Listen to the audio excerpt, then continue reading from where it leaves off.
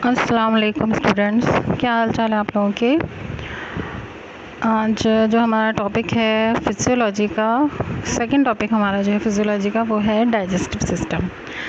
Digestive system आपने नॉटवी में जैसे पढ़ा होगा कि डाइजेस्टिव सिस्टम जो होता है वो हमारा मुख्तलिफ उसमें ऑर्गन्स शामिल होते हैं जो कि फूड के डाइजेशन में, एब्जॉर्प्शन में और उसके मेटाबॉलिज्म के लिए जो है वो पार्टिसिपेट करते हैं। तो सबसे पहले थोड़ा सा हम दोबारा से इसका इंट्रोडक्शन देखते हैं कि what is the digestive system. Digestive system होता क्या है। जो भी हम खाना खाते हैं, जो फूड हम लेते हैं वो हमारे लिए फ्यूल का काम करता है, यानी हमारे लिए एनर्जी प्रोवाइड करने का काम करता है। और जो हम खाना खाते हैं, जो फूड हम खाते हैं उसमें जो हमारे एनर्जी बनाने वाले प्रोडक्ट्स होते हैं उनको हम न्यूट्रिएंट्स कहते हैं।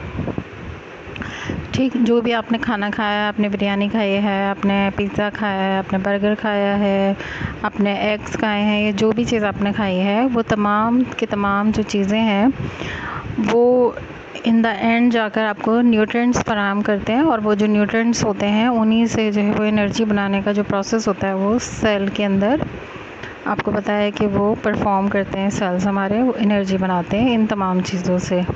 अब जो भी फूड हम खाते हैं उसको न्यूट्रिएंट्स तक बनने में या एनर्जी फॉर्म में लाने के लिए जो है वो मुख्तलिफ़ प्रोसेस से जो ये फूड गुज़रता है। और इसी प्रोसेस को अंजाम देने के लिए जो हमारा सिस्टम काम कर रहा होता है उसको हम जो है वो डाइजेस्टिव सिस्टम कहते हैं। जैसे हम खाना खाते हैं तो हमारे फूड इनटेक से लेके और उसके एब्जॉर्प्शन तक जो है वो डिफरेंट स्टेजेस होते हैं। और उन डिफरेंट स्टेजेस में जो है वो हमारे डिफरेंट ऑर्गन्स जो हैं वो पार्टिसिपेट करते हैं। तो जैसे सबसे पहले जो स्टेप होता है हमारा फूड इनटेक का वो होता है enters the mouth. Food enters the mouth. सबसे पहले क्या होता है कि हम खाना मुंह में लेते हैं। मुंह में खाना जब कोई भी हम फॉर एग्ज़ाम्पल कोई बाइट लेते हैं किसी भी चीज़ का, तो मुंह के अंदर से ही हमारा जो है डाइजेशन का जो प्रोसेस होता है वो स्टार्ट हो जाता है। सबसे पहले आपको पता है कि जो फंक्शन होता है स्टार्ट होता है वो हमारे जो टीथ होते हैं वहाँ से स्टार्ट हो जाता है। सबसे पहले आप बाइटिंग का काम करते हैं, उसके बाद मुंह में जाने के बाद जो मुंह की सिक्रीशंस हैं, जो आपकी टंग है, वहाँ जो सलाइवरी ग्लैंड्स हैं, वहाँ जो टेस्ट बड्स हैं, वो तमाम जो है ये डाइजेशन का प्रोसेस जो है वो शुरू कर देते हैं। तो सबसे पहला जो स्टेप हमारा स्टार्ट हो जाता है डाइजेस्टिव सिस्टम का, वो स्टार्ट हो जाता है माउथ से। अभी इसको वन बाय वन थोड़ा सा डिटेल में देखेंगे। इसके बाद जो है वो माउथ से लेके फिर एक लॉन्ग ट्यूब के अंदर जो है वो पास आउट होता रहता है हमारा फूड। उस लॉन्ग ट्यूब को आप एलिमेंट्री कैनाल कहते हैं, जो माउथ से एनस तक मौजूद होती है। और थर्ड स्टेज में जो है वो एब्जॉर्प्शन होती है फूड की। जितना भी आपकी काम के न्यूट्रिएंट्स होते हैं, काम की जो भी आपकी एनर्जी बनाने वाली चीज़ें होती हैं वो एब्जॉर्ब हो जाती हैं इंटेस्टाइन से ब्लड के अंदर, और जो फीसेस होते हैं वो एक्सक्रीट आउट हो जाते हैं थ्रू वेनस। तो ये 3 स्टेप हैं जो आपको जो है डाइजेस्टिव सिस्टम में जो है वो फंक्शन कर रहे होते हैं। जो भी आपने फूड लिए हैं वो बेसिकली 4 कंपोनेंट्स पर कंसिस्ट करते हैं। 4 ऑर्गेनिक कंपोनेंट्स होते हैं। कौन कौन से? Carbohydrate, fats, proteins and nucleic acid. ये चारों जो कंपोनेंट्स हैं आपकी फूड के, इन कंपोनेंट्स को जो है, क्योंकि ये कॉम्प्लेक्स फॉर्म में होते हैं, इनको सिंपल फॉर्म में जो है वो कन्वर्ट किया जाता है, यानी एब्जॉर्प्शन के काबिल बनाया जाता है। फॉर एग्ज़ाम्पल आपने कार्बोहाइड्रेट अगर आपने अपनी डाइट में ली है, तो कार्बोहाइड्रेट किसी भी फॉर्म में आपने ली है तो उसको जो है वो सिंपल फॉर्म में कन्वर्ट करने का जो अमल होगा वो डाइजेशन कहलाएगा। सही, यानी आपने फॉर एग्ज़ाम्पल राइस लिए हैं, पोटैटोज़ लिए हैं, मुख्तलिफ़ चीज़ें जो भी, जैसे कार्बोहाइड्रेट का मतलब सिंपल क्या है? शुगर।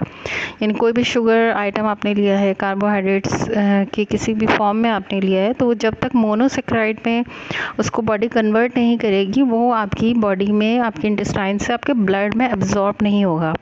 ठीक है, एनर्जी बनाने के लिए बॉडी को वो किस फॉर्म में चाहिए? वो चाहिए ग्लूकोज की फॉर्म में। ठीक है, जिसको हम मोनोसेक्राइड्स कहते हैं। तो मेनली डाइजेशन का क्या ऑब्जेक्ट हो गया यहाँ पर? कि कार्बोहाइड्रेट्स को कन्वर्ट करना है ग्लूकोज के अंदर। किसी भी फॉर्म में आपने कोई सी भी आपने फूड खाया है उसके अंदर जो कार्बोहाइड्रेट है उसको कन्वर्ट करना ग्लूकोज के अंदर।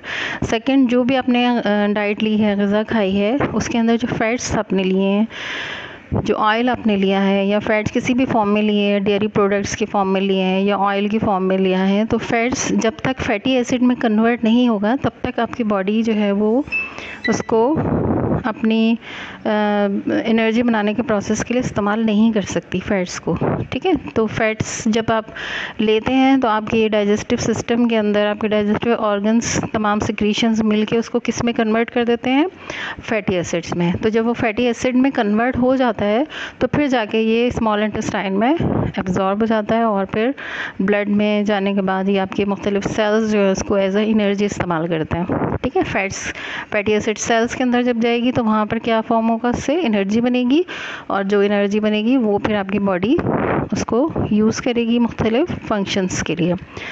थर्ड क्या है, प्रोटीन्स हैं। जितनी भी आपने प्रोटीन्स लिए हैं वो तमाम की तमाम प्रोटीन्स जब तक जो है अमाइनो एसिड में कन्वर्ट नहीं होंगी आपके इंटेस्टाइन से एब्जॉर्प्शन का अमल नहीं होगा। ठीक है, यानी वो प्रोटीन्स आपने चाहे कितनी भी मिकदार में खाई हो वो आपकी बॉडी उसको यूटिलाइज़ नहीं कर सकती जब तक कि वो अमाइनो एसिड में कन्वर्ट ना हो जाए। तो डाइजेस्टिव सिस्टम क्या काम कर रहा है, थर्ड, प्रोटीन को किस में कन्वर्ट कर रहा है, अमाइनो एसिड में। और अमाइनो एसिड बनने के बाद फिर इसकी एब्जॉर्प्शन कहाँ से हो जाती है, इंटेस्टाइन्स के ज़रिए, और फिर इंटेस्टाइन्स के ज़रिए ब्लड में जाती है अमाइनो एसिड्स, और अमाइनो एसिड्स ब्लड के ज़रिए फिर आपके बॉडी के हर सेल के अंदर जाती है। और फिर ये जो सेल्स होते हैं इसको एनर्जी बनाने के लिए इस्तेमाल करते हैं मुख्तलिफ एंजाइम्स की फॉर्मेशन में, मतलब मुख्तलिफ फंक्शंस के लिए इसको फिर यूज़ किया जाता है। जब तक अमाइनो एसिड में कन्वर्ट नहीं होगी प्रोटीन आपकी बॉडी के लिए वो यूज़लेस है। थर्ड क्या चीज़ है, न्यूक्लिक एसिड। न्यूक्लिक एसिड जो होता है वो आपको पता है न्यूक्लियस के अंदर होता है। जितनी भी बॉडी सेल्स हैं, जितनी भी लिविंग थिंग्स हैं, उनके अंदर आपको पता है सेल होता है और सेल के अंदर न्यूक्लियस होता है। तो न्यूक्लियस के अंदर डीएनए, आरएनए, ये तमाम न्यूक्लिक एसिड होते हैं। तो इसको भी जो है वो सिंपल फॉर्म में कन्वर्ट करने के लिए आपका जो डाइजेस्टिव सिस्टम है वो काम करता है। तो डाइजेस्टिव सिस्टम में का जो मकसद है वो यही है कि जो भी फूड आपने लिया है उस फूड को उस कंडीशन में लेकर आना, उस फॉर्म में लेकर आना जहाँ पर वो एब्जॉर्प्शन के काबिल हो सके, यानी ब्लड के अंदर जा सके और ब्लड से निकल के फिर मुख्तलिफ सेल्स में जाकर उसको जो है फिर यूटिलाइज़ किया जाए। तो ये है डाइजेस्टिव सिस्टम की फिजियोलॉजी। यानी अब फिजियोलॉजिकल मुख्तलिफ प्रोसेस होंगे डाइजेस्टिव सिस्टम में जो इन स्टेजेस से गुजर के फिर आपकी जो है वो डाइजेशन का प्रोसेस और एब्जॉर्प्शन का प्रोसेस होता है। तो डाइजेस्टिव सिस्टम जो है वो बेसिकली हम इसको मेनली दो पार्ट्स में डिवाइड करते हैं। नंबर 1 पार्ट जो कहलाता है वो एलिमेंट्री कैनाल कहलाता है, यानी जो ट्यूब है पूरी माउथ से लेके एनस तक उसमें डिफरेंट ऑर्गन्स आ जाते हैं, उसको एलिमेंट्री कैनाल कहते हैं। और सेकंड जो पार्ट है उसको हम कहते हैं एक्सेसरी ऑर्गन्स। तो एक्सेसरी ऑर्गन्स में जो है वो फिर आपके दूसरे पार्ट्स आ जाते हैं, जो जितने भी आपके ग्लैंड्स हैं और उनके मुख्तलिफ सिक्रीशंस हैं जो कि हेल्प करते हैं डाइजेशन के प्रोसेस में, और जो फूड हमने लिया होता है, हमने खाया होता है, उसको इस काबिल बनाते हैं कि वो इंटेस्टाइन से एब्जॉर्ब हो सके। तो दो पार्ट्स में डिवाइड किया हमने डाइजेस्टिव सिस्टम को। में माउथ आ जाता है आपका, माउथ में फिर डिफरेंट स्ट्रक्चर्स होते हैं, उनको हम देखेंगे 1 बाय 1। उसके बाद फेरिंग्स, उसके बाद ईसोफेगस, नंबर 4 स्टमक, फिर स्मॉल इंटेस्टाइन्स, फिर लार्ज इंटेस्टाइन्स, और उसके बाद रेक्टम एंड एनल कैनाल। तो ये तमाम ऑर्गन्स आपके mouth, pharynx, oesophagus, stomach, small intestine, large intestine, rectum and anal canal, ये मिलकर बनाते हैं एलिमेंट्री कैनाल। तो एलिमेंट्री कैनाल में ये तमाम ऑर्गन्स शामिल होते हैं। और सेकंड जो इसका पार्ट है वो है एक्सेसरी ऑर्गन्स। और एक्सेसरी ऑर्गन्स का मतलब क्या होता है कि जो फूड की डाइजेशन में मुख्तलिफ गैस्ट्रिक जूसेस, जो ग्लैंड्स की सिक्रीशन सारी होती हैं, जो एंजाइम सारे होते हैं, तो वो कौन कौन से ग्लैंड्स से और कौन कौन से ऑर्गन से आ रहे होते हैं, वो एक्सेसरी ऑर्गन्स कहलाते हैं।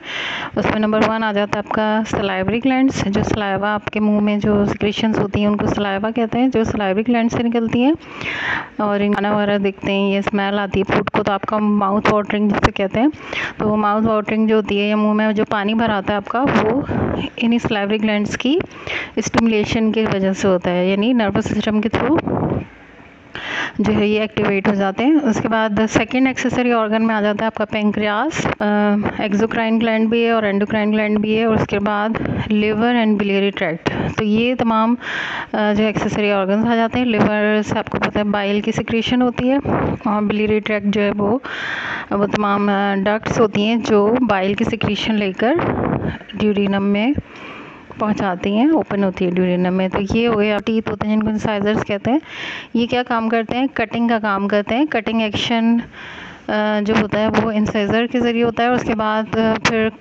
कटिंग के बाद जो है वो सेकंड जो प्रोसेस आता है वो होता है ग्राइंडिंग का।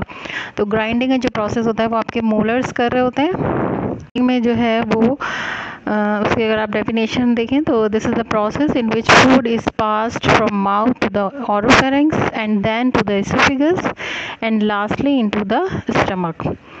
तो इस प्रोसेस में क्या होगा, सबसे पहले फूड जो है वो पास होता है आपकी ओरोफेरिंक्स में, ठीक है। फेरिंक्स का जो पार्ट है आपको पता है नेजल फेरिंक्स होता है, उसका जो पार्ट फेरिंक्स का माउथ की कैविटी के पीछे ओपन हो रहा होता है उसको हम ओरोफेरिंक्स कहते हैं, और ओरोफेरिंक्स आगे जाके ओपन हो रही होती है एसोफेगस के अंदर। एसोफेगस आपको पता है एक लॉन्ग ट्यूब होती है जो फूड को स्टमक तक, माउथ से लेकर स्टमक तक पहुंचाने के लिए जो है वो काम करती है। उसमें मसल्स होते हैं, मसल्स की मदद से जो है उसमें जो है वो जो भी बोलस आपने खाया होता है, जो भी फूड आपने लिया होता है वो मूव करता है एसोफेगस के अंदर, जो मस्कुलर जो उसका पोर्शन है वो उसको आगे की तरफ मूव करता है।